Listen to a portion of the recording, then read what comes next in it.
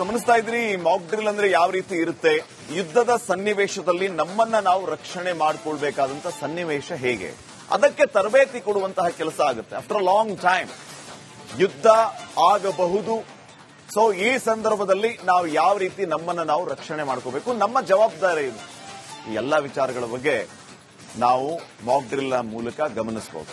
ನಮ್ಮ ಪ್ರತಿನಿಧಿ ನಟೇಶ್ ಈ ಬಗ್ಗೆ ಇನ್ನಷ್ಟು ಮಾಹಿತಿಯನ್ನ ನೀಡ್ತಾರೆ. ನಟೇಶ್, ಈಗ ಈ ಮಾಕ್ ಡ್ರಿಲ್ ನ ಸಂದರ್ಭದಲ್ಲಿ ದೇಶದ 244 ಜಿಲ್ಲೆಗಳಲ್ಲಿ ಕರೆಂಟ್ ಕಟ್ ಆಗುತ್ತೆ, ವಿದ್ಯುತ್ ಸಂಪರ್ಕ ಇರೋದೇ ಇಲ್ಲ. ಸೊ ಈಗ ಮಾಕ್ ಡ್ರಿಲ್ ವಿಚಾರವಾಗಿ ಜನರಲ್ಲಿ ಒಂದು ರೀತಿಯ ಗೊಂದಲ ಇದೆ. ಏನಿದು ಮಾಕ್ ಡ್ರಿಲ್, ಯಾಕೆ ಮಾಡ್ತಾರೆ ಈ ಮಾಕ್ ಡ್ರಿಲ್ ಅಂತಂದ್ರೆ, ಇದರಿಂದ ನಮ್ಗೇನು ಉಪಯೋಗ, ಹೀಗೆ ಹಲವು ಪ್ರಶ್ನೆಗಳು ಜನರನ್ನ ಕಾಡ್ತಾ ಇರುತ್ತೆ. ನಮ್ಮ ವ್ಯೂವರ್ಸ್ಗೆ ಈ ಬಗ್ಗೆ ಒಂದು ಕ್ಲಾರಿಟಿ ಸಿಗಬಹುದಾ ನಿಮ್ಮಿಂದ?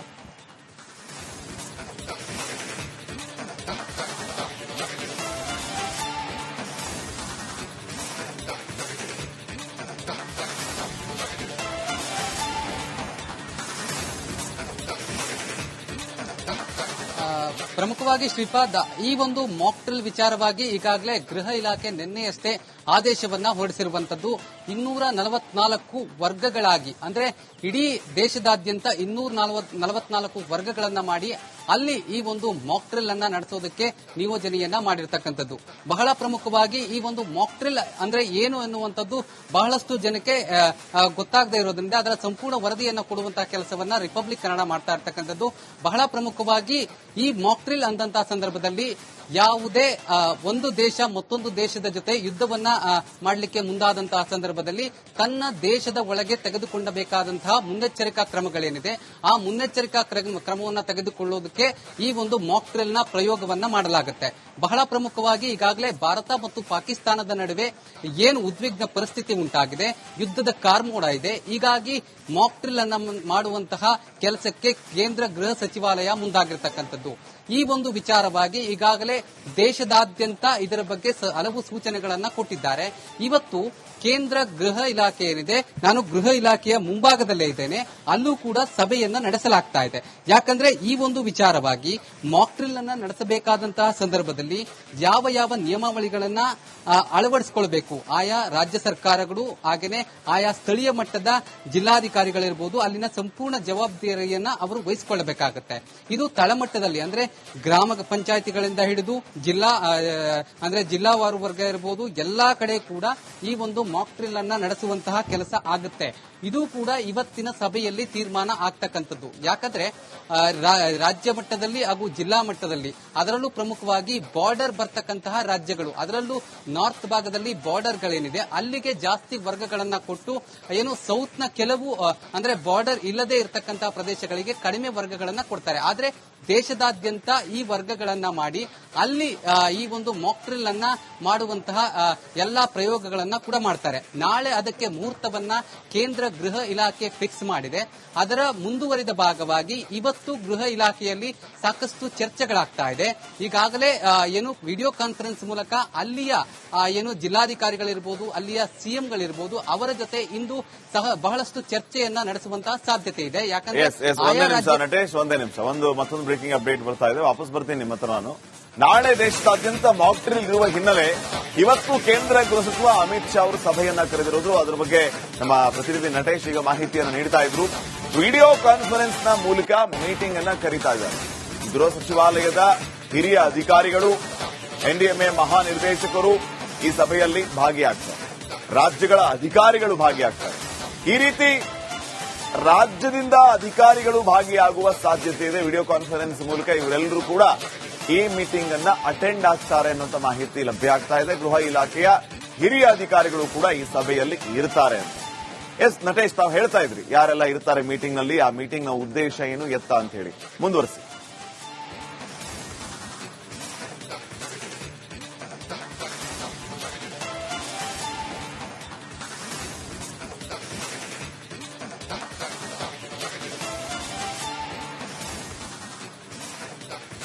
ಶ್ರೀಪಾದ್, ಖಂಡಿತ ಏನು ಗೃಹ ಸಚಿವಾಲಯದಲ್ಲಿ ಇಂದು ಮಹತ್ವದ ಮೀಟಿಂಗ್ ನಡೀತಾ ಇದೆ. ಈಗ ನಾನು ಅದರ ಮುಂಭಾಗದಲ್ಲೇ ಗೃಹ ಸಚಿವಾಲಯದ ಮುಂಭಾಗದಲ್ಲೇ ಇದ್ದೇನೆ. ಅಲ್ಲೂ ಕೂಡ ಈಗಾಗಲೇ ಹಲವು ಅಧಿಕಾರಿಗಳು ಕೂಡ ಬಂದಿದ್ದಾರೆ. ಪ್ರಮುಖವಾಗಿ 10:45ಕ್ಕೆ ಈ ಒಂದು ಸಭೆ ಆರಂಭ ಆಗುತ್ತೆ. ಸಭೆಯಲ್ಲಿ ಹಲವು ಅಧಿಕಾರಿಗಳು, ಗೃಹ ಸಚಿವಾಲಯದ ಹಲವು ಅಧಿಕಾರಿಗಳು ಅಮಿತ್ ಶಾ ನೇತೃತ್ವದಲ್ಲಿ ಈ ಒಂದು ಸಭೆ ನಡೆಯುತ್ತೆ. ಸಭೆಯಲ್ಲಿ ಮಾಕ್ ಡ್ರಿಲ್ ವಿಚಾರವಾಗಿ ಸಂಪೂರ್ಣವಾಗಿ ಚರ್ಚೆ ಆಗುತ್ತೆ. ಇದೆಲ್ಲದರ ಜೊತೆಗೆ ಬಹಳ ಪ್ರಮುಖವಾಗಿ ಈ ಒಂದು ಸಭೆಯಲ್ಲಿ ವಿಡಿಯೋ ಕಾನ್ಫರೆನ್ಸ್ ಮೂಲಕ ಈಗಾಗಲೇ ಬೇರೆ ಬೇರೆ ರಾಜ್ಯದ ಅಧಿಕಾರಿಗಳಿರ್ಬೋದು, ಜಿಲ್ಲಾಧಿಕಾರಿಗಳಿರ್ಬೋದು, ಅಲ್ಲಿನ ಮುಖ್ಯಮಂತ್ರಿಗಳಿಗೂ ಕೂಡ, ಅಂದ್ರೆ ಆ ಒಂದು ಸರ್ಕಾರಗಳು ಯಾವಿರುತ್ತೆ ಆ ಸರ್ಕಾರಗಳಿಗೂ ಕೂಡ ಇದರ ಇಂಟಿಮೇಷನ್ ನಿನ್ನೆಯಷ್ಟೇ ತಲುಪಿರುವಂತದ್ದು. ಹಾಗಾಗಿ ಅವರು ಕೂಡ ವಿಡಿಯೋ ಕಾನ್ಫರೆನ್ಸ್ ಮೂಲಕ ಇಂದು ಜಾಯಿನ್ ಆಗುವಂತಹ ಸಾಧ್ಯತೆಗಳು ಕೂಡ ಇದೆ. ಆಯಾ ರಾಜ್ಯಗಳಿಗೆ ಇದರ ಬಗ್ಗೆ ಸಂಪೂರ್ಣವಾದಂತಹ ಮಾಹಿತಿಯನ್ನ ಇಂದು ಕ್ಲಿಯರ್ ಕಟ್ ಆಗಿ ಗೃಹ ಇಲಾಖೆ ಕೊಟ್ಟಿರತಕ್ಕಂಥದ್ದು. ಒಂದಷ್ಟು ರಾಜ್ಯಗಳು ಗೊಂದಲದಲ್ಲಿದೆ, ಏನು ಮಾಡಬೇಕು ಅನ್ನುವಂತಹ ನಿಟ್ಟಿನಲ್ಲಿ ಎಲ್ಲಾ ಇಂಟಿಮೇಷನ್ ಅನ್ನ ಇವತ್ತು ಆಯಾ ರಾಜ್ಯಗಳಿಗೆ ಕೊಡಲಾಗುತ್ತೆ. ವಿಡಿಯೋ ಕಾನ್ಫರೆನ್ಸ್ ನ ನಂತರದಲ್ಲೂ ಕೂಡ ಬೇರೆ ಬೇರೆ ರಾಜ್ಯಗಳ ಅಧಿಕಾರಿಗಳ ಜೊತೆ ಸಂಪರ್ಕಿಸಿ ಇಂದು ಸಂಪೂರ್ಣವಾಗಿ ಗೃಹ ಇಲಾಖೆ ಅಲರ್ಟ್ ಆಗಿದ್ದು ಅದರ ಸಂಪೂರ್ಣ ಮಾಹಿತಿಯನ್ನ ಎಲ್ಲಾ ರಾಜ್ಯದ ಎಲ್ಲಾ ಅಧಿಕಾರಿಗಳಿರ್ಬೋದು, ಎಲ್ಲಾ ಸರ್ಕಾರಕ್ಕೂ ಕೂಡ ಸಂಪೂರ್ಣ ಮಾಹಿತಿಯನ್ನ ಕೊಡುವಂತಹ ವ್ಯವಸ್ಥೆಯನ್ನ ಮಾಡಲಾಗುತ್ತೆ. ಅದಕ್ಕೆ ಈ ಒಂದು ಸಭೆ ಏನಿದೆ, ಸಭೆ ಬಹಳಷ್ಟು ಪ್ರಾಮುಖ್ಯತೆಯನ್ನ ಪಡೆದುಕೊಳ್ಳುತ್ತೆ. ಸಭೆಯಲ್ಲಿ ಅದರ ಎಲ್ಲಾ ಆಗು ಹೋಗುಗಳು ಮತ್ತು ಅದರ ಚರ್ಚೆಗಳು ಕೂಡ ಆಗುತ್ತೆ. ಯಾವ ರೀತಿಯಾದಂತಹ ಕ್ರಮಗಳನ್ನು ಕೈಗೊಳ್ಳಬೇಕು, ನಾಗರಿಕರಿಗೆ ಮುಟ್ಟುವಂತಹ ಅಂದ್ರೆ ತಳಮಟ್ಟದಲ್ಲಿ ಅದರಲ್ಲೂ ವಿದ್ಯಾರ್ಥಿಗಳನ್ನ ಅತಿ ಹೆಚ್ಚು ಬಳಸಿಕೊಂಡು ಈ ಒಂದು ಮಾಕ್ ಡ್ರಿಲ್ ಅನ್ನ ನಡೆಸಲಾಗುತ್ತೆ. ಯಾಕಂದ್ರೆ ವಿದ್ಯಾರ್ಥಿಗಳಿಗೆ ಸಂಪೂರ್ಣ ಅರಿವನ್ನ ಕೊಡುವಂತಹ ಕೆಲಸವನ್ನ ಮಾಡಲಾಗುತ್ತೆ. ಜೊತೆಗೆ ಬಾರ್ಡರ್ ಇಶ್ಯೂಗಳಿರ್ಬೋದು, ಬಾರ್ಡರ್ಸ್ಗೆ ಸಂಬಂಧಪಟ್ಟಂತೆ, ಜೊತೆಗೆ ಈ ದಾಳಿ ಆದಂತಹ ಸಂದರ್ಭದಲ್ಲಿ ಪ್ರಮುಖವಾಗಿ ಈಗಾಗಲೇ ಉಗ್ರರು ಭಾರತಕ್ಕೆ ಬಂದಂತಹ ಸಂದರ್ಭದಲ್ಲಿ ಅವರು ಯಾವ ಭಾಗದಿಂದ ಹೋಗಿದ್ದಾರೆ, ಯಾವ ಭಾಗದಿಂದ ಬಂದಿದ್ದಾರೆ ಎನ್ನುವಂತಹ ಮಾಹಿತಿ ಕೂಡ ಕಲೆ ಹಾಕುವಂತಹ 244 ಜಿಲ್ಲೆಗಳಲ್ಲಿ ಕರೆಂಟ್ ಕಟ್ ಮಾಡ್ತೀವಿ ಅಂತ ಹೇಳಿದಾರಲ್ಲ, ಈ ಕರೆಂಟ್ ಆಫ್ ಮಾಡಿ ಈ ಮಾಕ್ ಡ್ರಿಲ್ ಮಾಡುವಂತ ಅದ್ರ ಲಾಜಿಕ್ ಏನು ಅದು ಅರ್ಥ ಆಗ್ಲಿಲ್ಲ.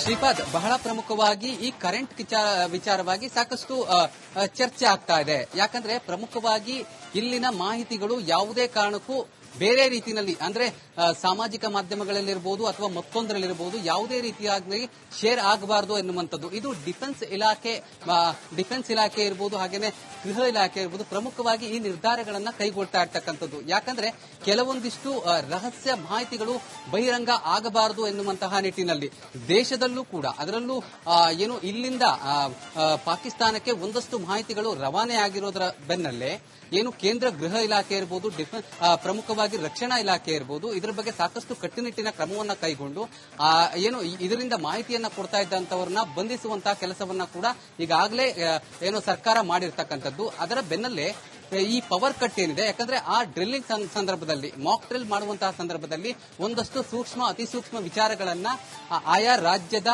ಆಯಾ ಜಿಲ್ಲೆಯ ಅಧಿಕಾರಿಗಳಿಗೆ ಕೊಟ್ಟಿರ್ತಾರೆ.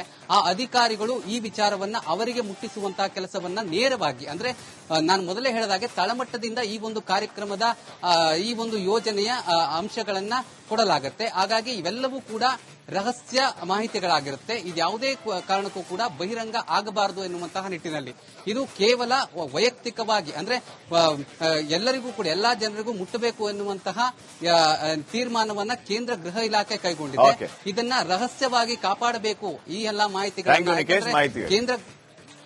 Natesh, thank you.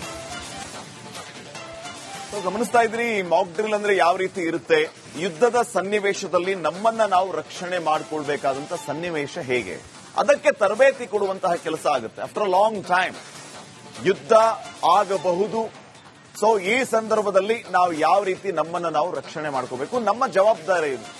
ಈ ಎಲ್ಲಾ ವಿಚಾರಗಳ ಬಗ್ಗೆ ನಾವು ಮಾಕ್ ಡ್ರಿಲ್ ಮೂಲಕ ಗಮನಿಸಬಹುದು. ನಮ್ಮ ಪ್ರತಿನಿಧಿ ನಟೇಶ್ ಈ ಬಗ್ಗೆ ಇನ್ನಷ್ಟು ಮಾಹಿತಿಯನ್ನ ನೀಡ್ತಾರೆ. ನಟೇಶ್, ಈಗ ಈ ಮಾಕ್ ಡ್ರಿಲ್ ನ ಸಂದರ್ಭದಲ್ಲಿ ದೇಶದ 244 ಜಿಲ್ಲೆಗಳಲ್ಲಿ ಕರೆಂಟ್ ಕಟ್ ಆಗುತ್ತೆ, ವಿದ್ಯುತ್ ಸಂಪರ್ಕ ಇರೋದೇ ಇಲ್ಲ. ಸೊ ಈಗ ಮಾಕ್ ಡ್ರಿಲ್ ವಿಚಾರವಾಗಿ ಜನರಲ್ಲಿ ಒಂದು ರೀತಿಯ ಗೊಂದಲ ಇದೆ. ಏನಿದು ಮಾಕ್ ಡ್ರಿಲ್, ಯಾಕೆ ಮಾಡ್ತಾರೆ, ಈ ಮಾಕ್ ಡ್ರಿಲ್ ಅಂತಂದ್ರೆ ಇದರಿಂದ ನಮ್ಗೇನು ಉಪಯೋಗ, ಹೀಗೆ ಹಲವು ಪ್ರಶ್ನೆಗಳು ಜನರನ್ನ ಕಾಡ್ತಾ ಇರುತ್ತೆ. ನಮ್ಮ ವ್ಯೂವರ್ಸ್ಗೆ ಈ ಬಗ್ಗೆ ಒಂದು ಕ್ಲಾರಿಟಿ ಸಿಗಬಹುದಾ ನಿಮ್ಮಿಂದ?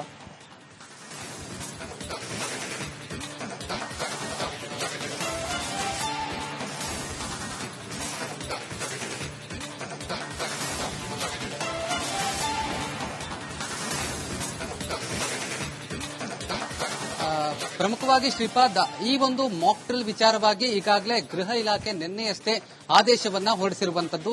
244 ವರ್ಗಗಳಾಗಿ, ಅಂದ್ರೆ ಇಡೀ ದೇಶದಾದ್ಯಂತ 244 ವರ್ಗಗಳನ್ನ ಮಾಡಿ ಅಲ್ಲಿ ಈ ಒಂದು ಮಾಕ್ ಡ್ರಿಲ್ ಅನ್ನ ನಡೆಸೋದಕ್ಕೆ ನಿಯೋಜನೆಯನ್ನ ಮಾಡಿರ್ತಕ್ಕಂಥದ್ದು. ಬಹಳ ಪ್ರಮುಖವಾಗಿ ಈ ಒಂದು ಮಾಕ್ ಡ್ರಿಲ್ ಅಂದ್ರೆ ಏನು ಎನ್ನುವಂಥದ್ದು ಬಹಳಷ್ಟು ಜನಕ್ಕೆ ಗೊತ್ತಾಗದೇ ಇರೋದ್ರಿಂದ ಅದರ ಸಂಪೂರ್ಣ ವರದಿಯನ್ನ ಕೊಡುವಂತಹ ಕೆಲಸವನ್ನ ರಿಪಬ್ಲಿಕ್ ಕನ್ನಡ ಮಾಡ್ತಾ ಇರ್ತಕ್ಕಂಥದ್ದು. ಬಹಳ ಪ್ರಮುಖವಾಗಿ ಈ ಮಾಕ್ ಡ್ರಿಲ್ ಅಂತಹ ಸಂದರ್ಭದಲ್ಲಿ ಯಾವುದೇ ಒಂದು ದೇಶ ಮತ್ತೊಂದು ದೇಶದ ಜೊತೆ ಯುದ್ಧವನ್ನ ಮಾಡಲಿಕ್ಕೆ ಮುಂದಾದಂತಹ ಸಂದರ್ಭದಲ್ಲಿ ತನ್ನ ದೇಶದ ಒಳಗೆ ತೆಗೆದುಕೊಳ್ಳಬೇಕಾದಂತಹ ಮುನ್ನೆಚ್ಚರಿಕಾ ಕ್ರಮಗಳೇನಿದೆ ಆ ಮುನ್ನೆಚ್ಚರಿಕಾ ಕ್ರಮವನ್ನು ತೆಗೆದುಕೊಳ್ಳೋದಕ್ಕೆ ಈ ಒಂದು ಮಾಕ್ ಡ್ರಿಲ್ ನ ಪ್ರಯೋಗವನ್ನ ಮಾಡಲಾಗುತ್ತೆ. ಬಹಳ ಪ್ರಮುಖವಾಗಿ ಈಗಾಗಲೇ ಭಾರತ ಮತ್ತು ಪಾಕಿಸ್ತಾನದ ನಡುವೆ ಏನು ಉದ್ವಿಗ್ನ ಪರಿಸ್ಥಿತಿ ಉಂಟಾಗಿದೆ, ಯುದ್ಧದ ಕಾರ್ಮೋಡ ಇದೆ. ಹೀಗಾಗಿ ಮಾಕ್ ಡ್ರಿಲ್ ಅನ್ನ ಮಾಡುವಂತಹ ಕೆಲಸಕ್ಕೆ ಕೇಂದ್ರ ಗೃಹ ಸಚಿವಾಲಯ ಮುಂದಾಗಿರ್ತಕ್ಕಂಥದ್ದು. ಈ ಒಂದು ವಿಚಾರವಾಗಿ ಈಗಾಗಲೇ ದೇಶದಾದ್ಯಂತ ಇದರ ಬಗ್ಗೆ ಹಲವು ಸೂಚನೆಗಳನ್ನ ಕೊಟ್ಟಿದ್ದಾರೆ. ಇವತ್ತು ಕೇಂದ್ರ ಗೃಹ ಇಲಾಖೆ ಏನಿದೆ, ನಾನು ಗೃಹ ಇಲಾಖೆಯ ಮುಂಭಾಗದಲ್ಲೇ ಇದ್ದೇನೆ, ಅಲ್ಲೂ ಕೂಡ ಸಭೆಯನ್ನ ನಡೆಸಲಾಗ್ತಾ ಇದೆ. ಯಾಕಂದ್ರೆ ಈ ಒಂದು ವಿಚಾರವಾಗಿ ಮಾಕ್ ಡ್ರಿಲ್ ಅನ್ನ ನಡೆಸಬೇಕಾದಂತಹ ಸಂದರ್ಭದಲ್ಲಿ ಯಾವ ಯಾವ ನಿಯಮಾವಳಿಗಳನ್ನ ಅಳವಡಿಸಿಕೊಳ್ಬೇಕು, ಆಯಾ ರಾಜ್ಯ ಸರ್ಕಾರಗಳು ಹಾಗೇನೆ ಆಯಾ ಸ್ಥಳೀಯ ಮಟ್ಟದ ಜಿಲ್ಲಾಧಿಕಾರಿಗಳಿರ್ಬೋದು, ಅಲ್ಲಿನ ಸಂಪೂರ್ಣ ಜವಾಬ್ದಾರಿಯನ್ನ ಅವರು ವಹಿಸಿಕೊಳ್ಳಬೇಕಾಗುತ್ತೆ. ಇದು ತಳಮಟ್ಟದಲ್ಲಿ ಅಂದ್ರೆ ಗ್ರಾಮ ಪಂಚಾಯಿತಿಗಳಿಂದ ಹಿಡಿದು ಜಿಲ್ಲಾವಾರು ವರ್ಗ ಇರಬಹುದು, ಎಲ್ಲಾ ಕಡೆ ಕೂಡ ಈ ಒಂದು ಮಾಕ್ ಡ್ರಿಲ್ ಅನ್ನ ನಡೆಸುವಂತಹ ಕೆಲಸ ಆಗುತ್ತೆ. ಇದು ಕೂಡ ಇವತ್ತಿನ ಸಭೆಯಲ್ಲಿ ತೀರ್ಮಾನ ಆಗ್ತಕ್ಕಂಥದ್ದು. ಯಾಕಂದ್ರೆ ರಾಜ್ಯ ಮಟ್ಟದಲ್ಲಿ ಹಾಗೂ ಜಿಲ್ಲಾ ಮಟ್ಟದಲ್ಲಿ, ಅದರಲ್ಲೂ ಪ್ರಮುಖವಾಗಿ ಬಾರ್ಡರ್ ಬರ್ತಕ್ಕಂತಹ ರಾಜ್ಯಗಳು, ಅದರಲ್ಲೂ ನಾರ್ತ್ ಭಾಗದಲ್ಲಿ ಬಾರ್ಡರ್ಗಳೇನಿದೆ ಅಲ್ಲಿಗೆ ಜಾಸ್ತಿ ವರ್ಗಗಳನ್ನ ಕೊಟ್ಟು ಏನು ಸೌತ್ ನ ಕೆಲವು ಅಂದ್ರೆ ಬಾರ್ಡರ್ ಇಲ್ಲದೆ ಇರತಕ್ಕಂತಹ ಪ್ರದೇಶಗಳಿಗೆ ಕಡಿಮೆ ವರ್ಗಗಳನ್ನ ಕೊಡ್ತಾರೆ. ಆದ್ರೆ ದೇಶದಾದ್ಯಂತ ಈ ವರ್ಗಗಳನ್ನ ಮಾಡಿ ಅಲ್ಲಿ ಈ ಒಂದು ಮಾಕ್ ಡ್ರಿಲ್ ಅನ್ನ ಮಾಡುವಂತಹ ಎಲ್ಲಾ ಪ್ರಯೋಗಗಳನ್ನ ಕೂಡ ಮಾಡ್ತಾರೆ. ನಾಳೆ ಅದಕ್ಕೆ ಮುಹೂರ್ತವನ್ನ ಕೇಂದ್ರ ಗೃಹ ಇಲಾಖೆ ಫಿಕ್ಸ್ ಮಾಡಿದೆ. ಅದರ ಮುಂದುವರಿದ ಭಾಗವಾಗಿ ಇವತ್ತು ಗೃಹ ಇಲಾಖೆಯಲ್ಲಿ ಸಾಕಷ್ಟು ಚರ್ಚೆಗಳಾಗ್ತಾ ಇದೆ. ಈಗಾಗಲೇ ಏನು ವಿಡಿಯೋ ಕಾನ್ಫರೆನ್ಸ್ ಮೂಲಕ ಅಲ್ಲಿಯ ಏನು ಜಿಲ್ಲಾಧಿಕಾರಿಗಳಿರ್ಬೋದು, ಅಲ್ಲಿಯ ಸಿಎಂಗಳಿರ್ಬೋದು, ಅವರ ಜೊತೆ ಇಂದು ಸಹ ಬಹಳಷ್ಟು ಚರ್ಚೆಯನ್ನ ನಡೆಸುವಂತಹ ಸಾಧ್ಯತೆ ಇದೆ. ಯಾಕಂದ್ರೆ ಮತ್ತೊಂದು ಬ್ರೇಕಿಂಗ್ ಅಪ್ಡೇಟ್ ಬರ್ತಾ ಇದೆ, ವಾಪಸ್ ಬರ್ತೀನಿ ನಿಮ್ಮ ಹತ್ರ. ನಾನು ನಾಳೆ ದೇಶದಾದ್ಯಂತ ಮಾಕ್ ಡ್ರಿಲ್ ಇರುವ ಹಿನ್ನೆಲೆ ಇವತ್ತು ಕೇಂದ್ರ ಗೃಹ ಸಚಿವ ಅಮಿತ್ ಶಾ ಅವರು ಸಭೆಯನ್ನ ಕರೆದಿರೋದು. ಅದರ ಬಗ್ಗೆ ನಮ್ಮ ಪ್ರತಿನಿಧಿ ನಟೇಶ್ ಈಗ ಮಾಹಿತಿಯನ್ನು ನೀಡ್ತಾ ಇದ್ರು. ವಿಡಿಯೋ ಕಾನ್ಫರೆನ್ಸ್ ನ ಮೂಲಕ ಮೀಟಿಂಗ್ ಅನ್ನ ಕರೀತಾ ಇದ್ದಾರೆ. ಗೃಹ ಸಚಿವಾಲಯದ ಹಿರಿಯ ಅಧಿಕಾರಿಗಳು, ಎನ್ಡಿಎಂಎ ಮಹಾನಿರ್ದೇಶಕರು ಈ ಸಭೆಯಲ್ಲಿ ಭಾಗಿಯಾಗ್ತಾರೆ. ರಾಜ್ಯಗಳ ಅಧಿಕಾರಿಗಳು ಭಾಗಿಯಾಗ್ತಾರೆ. ಈ ರೀತಿ ರಾಜ್ಯದಿಂದ ಅಧಿಕಾರಿಗಳು ಭಾಗಿಯಾಗುವ ಸಾಧ್ಯತೆ ಇದೆ. ವಿಡಿಯೋ ಕಾನ್ಫರೆನ್ಸ್ ಮೂಲಕ ಇವರೆಲ್ಲರೂ ಕೂಡ ಈ ಮೀಟಿಂಗ್ ಅನ್ನ ಅಟೆಂಡ್ ಆಗ್ತಾರೆ ಅನ್ನುವಂತ ಮಾಹಿತಿ ಲಭ್ಯ ಆಗ್ತಾ ಇದೆ. ಗೃಹ ಇಲಾಖೆಯ ಹಿರಿಯ ಅಧಿಕಾರಿಗಳು ಕೂಡ ಈ ಸಭೆಯಲ್ಲಿ ಇರ್ತಾರೆ ಅಂತ. ಎಸ್ ನಟೇಶ್, ತಾವು ಹೇಳ್ತಾ ಇದ್ರಿ ಯಾರೆಲ್ಲ ಇರ್ತಾರೆ ಮೀಟಿಂಗ್ ನಲ್ಲಿ, ಆ ಮೀಟಿಂಗ್ ನ ಉದ್ದೇಶ ಏನು ಎತ್ತ ಅಂತ ಹೇಳಿ ಮುಂದುವರಿಸಿ.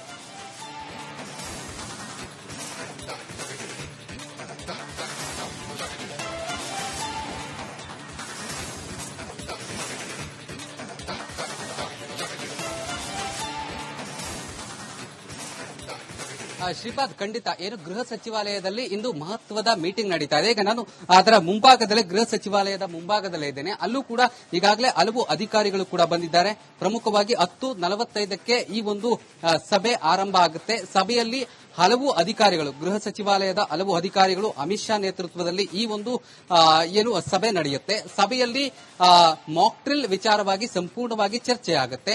ಇದೆಲ್ಲದರ ಜೊತೆಗೆ ಬಹಳ ಪ್ರಮುಖವಾಗಿ ಈ ಒಂದು ಸಭೆಯಲ್ಲಿ ವಿಡಿಯೋ ಕಾನ್ಫರೆನ್ಸ್ ಮೂಲಕ ಈಗಾಗಲೇ ಏನು ಬೇರೆ ಬೇರೆ ರಾಜ್ಯದ ಅಧಿಕಾರಿಗಳಿರ್ಬೋದು, ಜಿಲ್ಲಾಧಿಕಾರಿಗಳಿರ್ಬೋದು, ಅಲ್ಲಿನ ಏನು ಮುಖ್ಯಮಂತ್ರಿಗಳಿಗೂ ಕೂಡ ಅಂದ್ರೆ ಆ ಒಂದು ಸರ್ಕಾರಗಳು ಯಾವಿರುತ್ತೆ ಆ ಸರ್ಕಾರಗಳಿಗೂ ಕೂಡ ಇದರ ಇಂಟಿಮೇಷನ್ ನಿನ್ನೆಯಷ್ಟೇ ತಲುಪಿರುವಂತದ್ದು. ಹಾಗಾಗಿ ಅವರು ಕೂಡ ವಿಡಿಯೋ ಕಾನ್ಫರೆನ್ಸ್ ಮೂಲಕ ಏನು ಇಂದು ಜಾಯಿನ್ ಆಗುವಂತಹ ಸಾಧ್ಯತೆಗಳು ಕೂಡ ಇದೆ. ಆಯಾ ರಾಜ್ಯಗಳಿಗೆ ಇದರ ಬಗ್ಗೆ ಸಂಪೂರ್ಣವಾದಂತಹ ಮಾಹಿತಿಯನ್ನ ಇಂದು ಕ್ಲಿಯರ್ ಕಟ್ ಆಗಿ ಏನು ಗೃಹ ಇಲಾಖೆ ಕೊಟ್ಟಿರ್ತಕ್ಕಂಥದ್ದು. ಒಂದಷ್ಟು ರಾಜ್ಯಗಳು ಗೊಂದಲದಲ್ಲಿದೆ, ಏನು ಮಾಡಬೇಕು ಅನ್ನುವಂತಹ ನಿಟ್ಟಿನಲ್ಲಿ ಎಲ್ಲಾ ಇಂಟಿಮೇಷನ್ ಅನ್ನ ಇವತ್ತು ಏನು ಆಯಾ ರಾಜ್ಯಗಳಿಗೆ ಕೊಡಲಾಗುತ್ತೆ. ವಿಡಿಯೋ ಕಾನ್ಫರೆನ್ಸ್ ನ ನಂತರದಲ್ಲೂ ಕೂಡ ಬೇರೆ ಬೇರೆ ರಾಜ್ಯಗಳ ಏನು ಅಧಿಕಾರಿಗಳ ಜೊತೆ ಸಂಪರ್ಕಿಸಿ ಇಂದು ಸಂಪೂರ್ಣವಾಗಿ ಗೃಹ ಇಲಾಖೆ ಅಲರ್ಟ್ ಆಗಿದ್ದು ಅದರ ಸಂಪೂರ್ಣ ಮಾಹಿತಿಯನ್ನ ಎಲ್ಲಾ ರಾಜ್ಯದ ಎಲ್ಲಾ ಅಧಿಕಾರಿಗಳಿರ್ಬೋದು, ಎಲ್ಲಾ ಸರ್ಕಾರಕ್ಕೂ ಕೂಡ ಸಂಪೂರ್ಣ ಮಾಹಿತಿಯನ್ನ ಕೊಡುವಂತಹ ವ್ಯವಸ್ಥೆಯನ್ನ ಮಾಡಲಾಗುತ್ತೆ. ಅದಕ್ಕೆ ಈ ಒಂದು ಸಭೆ ಏನಿದೆ, ಸಭೆ ಬಹಳಷ್ಟು ಪ್ರಾಮುಖ್ಯತೆಯನ್ನ ಪಡೆದುಕೊಳ್ಳುತ್ತೆ. ಸಭೆಯಲ್ಲಿ ಅದರ ಎಲ್ಲಾ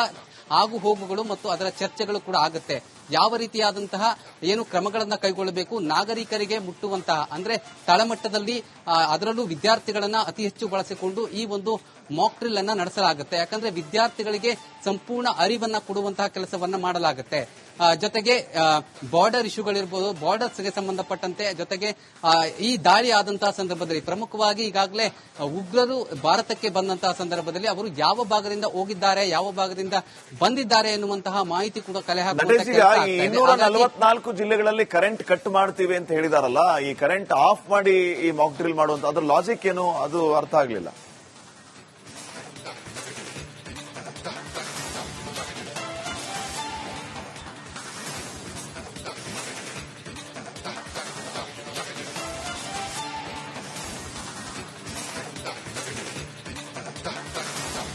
ಶ್ರೀಪಾದ್, ಬಹಳ ಪ್ರಮುಖವಾಗಿ ಈ ಕರೆಂಟ್ ವಿಚಾರವಾಗಿ ಸಾಕಷ್ಟು ಚರ್ಚೆ ಆಗ್ತಾ ಇದೆ. ಯಾಕಂದ್ರೆ ಪ್ರಮುಖವಾಗಿ ಇಲ್ಲಿನ ಮಾಹಿತಿಗಳು ಯಾವುದೇ ಕಾರಣಕ್ಕೂ ಬೇರೆ ರೀತಿಯಲ್ಲಿ ಅಂದ್ರೆ ಸಾಮಾಜಿಕ ಮಾಧ್ಯಮಗಳಲ್ಲಿರಬಹುದು ಅಥವಾ ಮತ್ತೊಂದರಲ್ಲಿರಬಹುದು ಯಾವುದೇ ರೀತಿಯಾಗಿ ಶೇರ್ ಆಗಬಾರದು ಎನ್ನುವಂಥದ್ದು. ಇದು ಡಿಫೆನ್ಸ್ ಇಲಾಖೆ ಇರಬಹುದು, ಹಾಗೇನೆ ಗೃಹ ಇಲಾಖೆ ಇರಬಹುದು, ಪ್ರಮುಖವಾಗಿ ಈ ನಿರ್ಧಾರಗಳನ್ನ ಕೈಗೊಳ್ತಾ ಇರ್ತಕ್ಕಂಥದ್ದು. ಯಾಕಂದ್ರೆ ಕೆಲವೊಂದಿಷ್ಟು ರಹಸ್ಯ ಮಾಹಿತಿಗಳು ಬಹಿರಂಗ ಆಗಬಾರದು ಎನ್ನುವಂತಹ ನಿಟ್ಟಿನಲ್ಲಿ ದೇಶದಲ್ಲೂ ಕೂಡ, ಅದರಲ್ಲೂ ಏನು ಇಲ್ಲಿಂದ ಪಾಕಿಸ್ತಾನಕ್ಕೆ ಒಂದಷ್ಟು ಮಾಹಿತಿಗಳು ರವಾನೆ ಆಗಿರೋದರ ಬೆನ್ನಲ್ಲೇ ಏನು ಕೇಂದ್ರ ಗೃಹ ಇಲಾಖೆ ಇರಬಹುದು, ಪ್ರಮುಖವಾಗಿ ರಕ್ಷಣಾ ಇಲಾಖೆ ಇರಬಹುದು, ಇದರ ಬಗ್ಗೆ ಸಾಕಷ್ಟು ಕಟ್ಟುನಿಟ್ಟಿನ ಕ್ರಮವನ್ನ ಕೈಗೊಂಡು ಏನು ಇದರಿಂದ ಮಾಹಿತಿಯನ್ನ ಕೊಡ್ತಾ ಇದ್ದಂತವರನ್ನ ಬಂಧಿಸುವಂತಹ ಕೆಲಸವನ್ನ ಕೂಡ ಈಗಾಗಲೇ ಏನು ಸರ್ಕಾರ ಮಾಡಿರ್ತಕ್ಕಂಥದ್ದು. ಅದರ ಬೆನ್ನಲ್ಲೇ ಈ ಪವರ್ ಕಟ್ ಏನಿದೆ, ಯಾಕಂದ್ರೆ ಆ ಡ್ರಿಲ್ಲಿಂಗ್ ಸಂದರ್ಭದಲ್ಲಿ, ಮಾಕ್ ಡ್ರಿಲ್ ಮಾಡುವಂತಹ ಸಂದರ್ಭದಲ್ಲಿ ಒಂದಷ್ಟು ಅತಿ ಸೂಕ್ಷ್ಮ ವಿಚಾರಗಳನ್ನ ಆಯಾ ರಾಜ್ಯದ ಆಯಾ ಜಿಲ್ಲೆಯ ಅಧಿಕಾರಿಗಳಿಗೆ ಕೊಟ್ಟಿರ್ತಾರೆ.